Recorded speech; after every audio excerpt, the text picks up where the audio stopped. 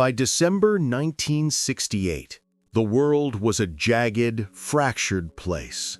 A Cold War fought not just with ideologies, but with machines and men, had driven the world's two great superpowers to the brink of something impossible. For a few thousand men and women, all the noise of Earth faded to a single, relentless objective: the Moon. Apollo 8 was a monumental leap of faith.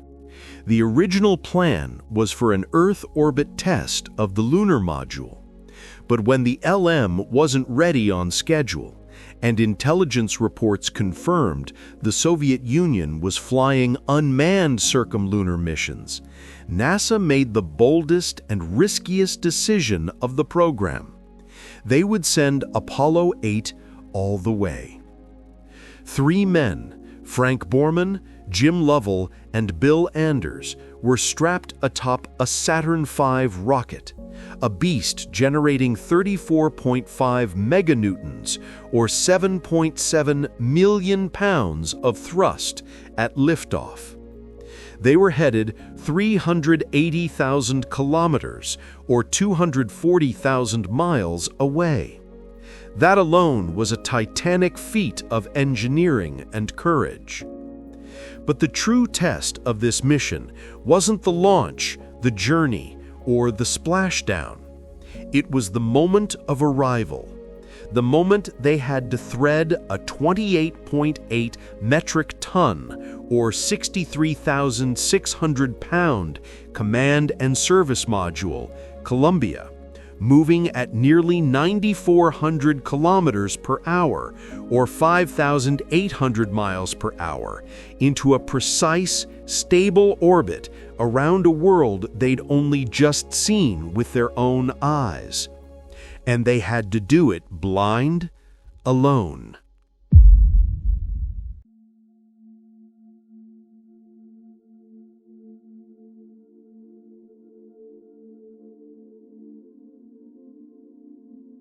The event we're focused on is Lunar Orbit Insertion, or LOI. It was the point of no return, the burn to slow Columbia just enough to be captured by the Moon's gravity. It was scheduled to last 4 minutes, 7 seconds. The margin for error was non-existent. To understand the tension, you have to understand the hardware. The engine they had to fire was the Service Propulsion System, or SPS. It was a restartable, highly reliable engine used for mid-course corrections, LOI, and the crucial trans-Earth injection burn that would bring them home. If the burn was not executed perfectly, a multitude of terrifying outcomes awaited them. If the SPS failed to fire, they'd sail past the Moon and into deep space, a cold and permanent oblivion. If it underperformed, they'd smash into the lunar surface. If it overperformed, they'd be thrown back out on a different trajectory, potentially unable to return to Earth. The geometry of this maneuver was the single most dangerous element. The trajectory was a precise, free return path, a safety net that, if the engine failed, would theoretically sling them back toward Earth. But to enter orbit, they had to break that free return trajectory. The burn to slow them down had to occur at the precise moment their path intersected with the Moon's orbital plane. By the laws of celestial mechanics, this intersection happened on the far side of the Moon. The blackout wasn't a choice or a trade-off, it was a physical inevitability. As Apollo 8 dipped behind the curvature of the Moon, at an altitude of about 110 kilometers, or 68 miles, its S-band signal was cut. Complete radio silence.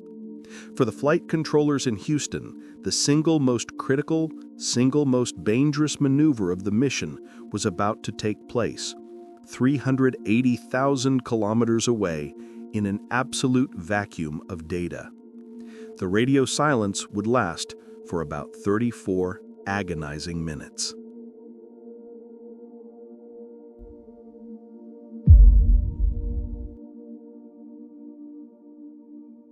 Inside Mission Control, in the aptly named MOCR, the atmosphere was a mix of silent intensity and carefully managed technical focus. The room itself was a monument to order and precision. The consoles were arranged in rows, with each flight controller responsible for a specific domain. Every light, every digital readout, every scribble on a notepad had a purpose. Now all they had was the absence of data. The focus was on the front row, where the key officers sat. First, the INCO, or Instrumentation and Communications Officer, whose console was a symphony of blinking lights and radio squelch. He was the link to the crew, managing the S-band signal, and the first carrier signal would show on his console. Next to him was the GNC, or Guidance, Navigation, and Control Officer. The GNC team was responsible for the trajectory, the onboard guidance system, and the physical attitude of the spacecraft. Their final data uplink to the Apollo guidance computer, the AGC, contained the burn duration and thrust vectors. They were the architects of the burn itself.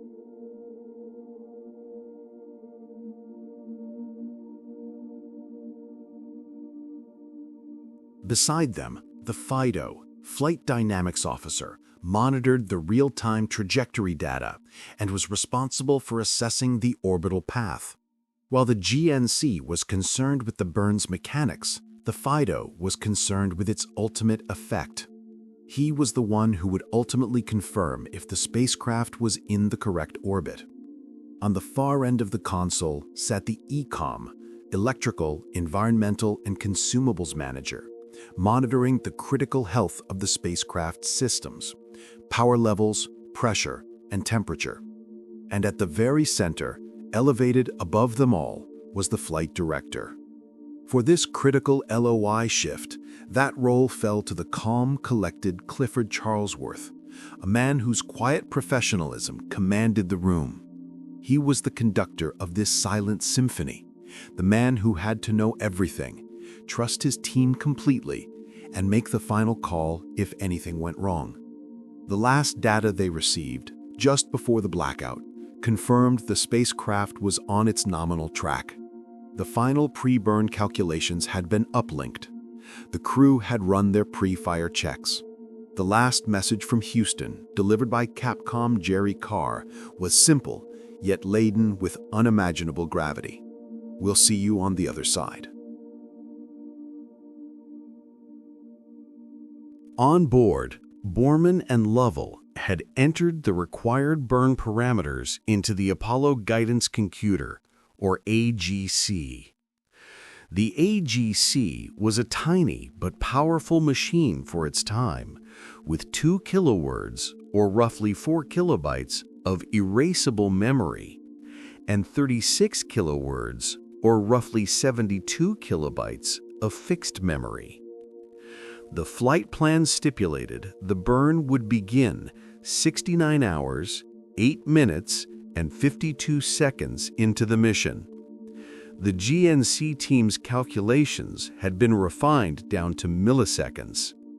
They knew the burn needed to impart a delta V, or change in velocity, of exactly 864.5 meters per second, or 2,836 feet per second, to enter a nearly circular orbit of 111 kilometers by 310 kilometers, or 69 miles by 192 miles.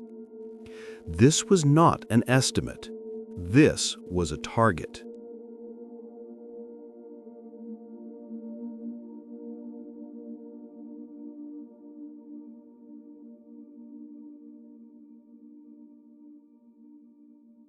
Behind the moon, the crew is operating strictly by procedure, following the clock. Frank Borman, mission commander, with his hand near the abort button. Jim Lovell, watching the guidance data. Bill Anders, ready with the camera. In mission control, a red light on the communications panel signifies loss of signal. The room goes absolutely silent. The only sound is the muted clatter of the fans and the occasional cough. The minutes tick by. Every flight controller has a stopwatch running synchronized to the mission-elapsed time. They know the SPS engine is supposed to ignite. They know it's supposed to run for 4 minutes, 7 seconds. They're visualizing the data, but no data is coming in. This is the point where the human element breaks down the technology. The controllers are not just watching the clock, they are running scenarios in their minds. What if the propellant lines froze in the cold of space? What if the gimbal actuators failed to steer the engine thrust? What if the onboard computer, the AGC, had a core dump and lost the burn data? The engineering in the room, the sheer technical depth, is staggering.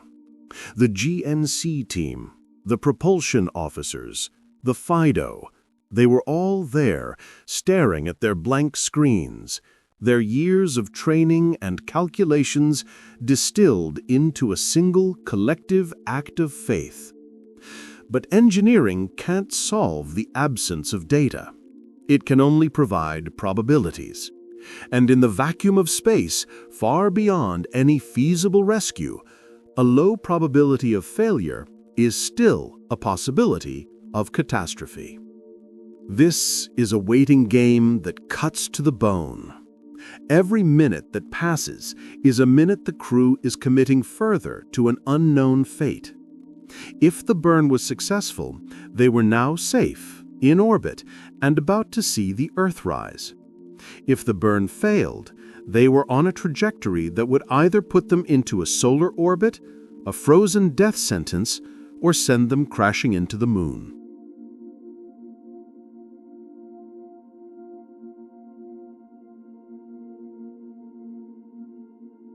Charlesworth is staring at the large display screens, watching the predicted acquisition time tick down.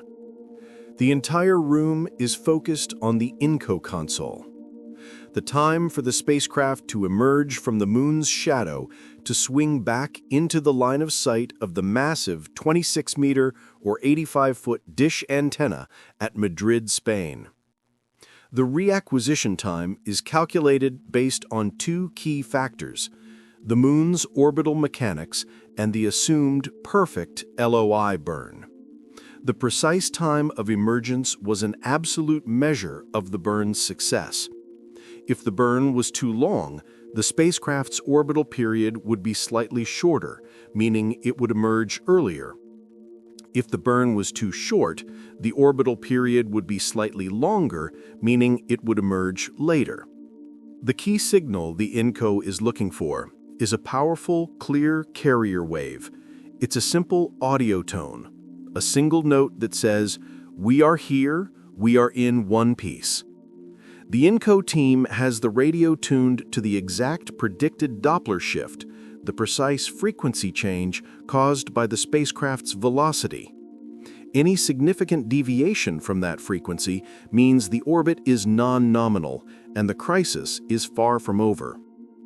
The nominal time for reacquisition is 69 hours, 38 minutes, and 52 seconds. The margin for error is razor thin.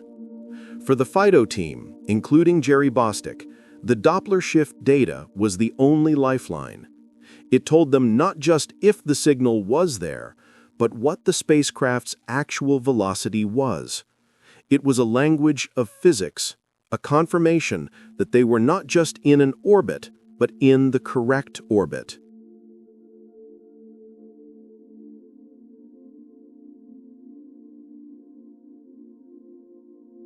The countdown hits 69 hours, 38 minutes. 1 minute to acquisition.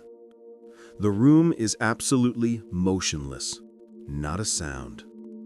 The tension is palpable, thick enough to touch. 69 hours, 38 minutes, 30 seconds. Nothing. 69 hours, 38 minutes, 50 seconds. Still nothing. A few flight controllers glance at Charlesworth, whose expression is an iron mask. He knows the burn should have happened. The clock on the wall and the stopwatches on the consoles are the only sources of information in a void of data. 69 hours, 39 minutes. And then a faint, high-pitched tone cuts through the silence. The carrier wave. The IANCO officer whose console first showed the tone raised his hand slowly. It's faint, but it's there. The room holds its collective breath. Then the data streams begin to flow. The telemetry confirmed the vital signs. Cabin pressure, nominal. Power levels, nominal. But the single most important piece of data is the rate gyro assembly reading. This data confirmed the spacecraft's attitude and, by extension, its orbital path. Then, a faint, high-pitched tone cuts through the silence. Level. Houston, Apollo 8. Burn complete. We have good thrust. We have good attitude. The relief was audible. A few moments later, as the team confirmed the telemetry, the simplified, iconic phrase echoed out for the public. We have a go. That single, simple sentence was the release of 34 minutes of suffocating tension. The quiet room erupted in a controlled burst of applause. Charlesworth's immediate instruction, however, was pure, cold professionalism. Fido, confirm the Doppler. The Doppler shift confirmed the orbital data. The burn was nearly perfect. The measured velocity change was 864.4 meters per second, or 2,836 feet per second, off by less than 1/10 of a meter per second. They were in orbit. Man had finally reached the moon.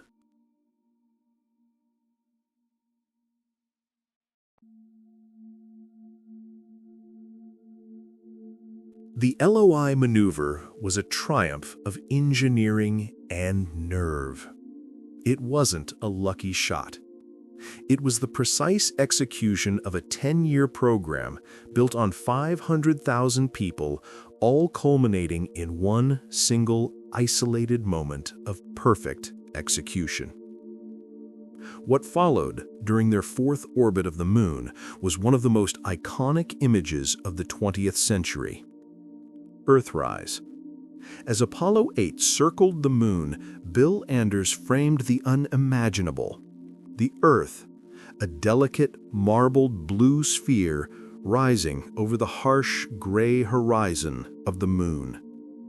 A perfect, vivid, fragile marble suspended in the blackness of space. For 34 minutes, the fate of the three men, and arguably the momentum of the entire space race, hung in a silent, cosmic balance. It was a testament to the fact that even at the ultimate frontier, where all technology and communication fails, the core anatomy of a decision is built on unyielding calculations, meticulous training, and ultimately, the sheer, cold courage of the human heart. The risk was existential. The reward was the moon. And in the silence behind that cold gray world, three men, and the thousands who backed them, had won.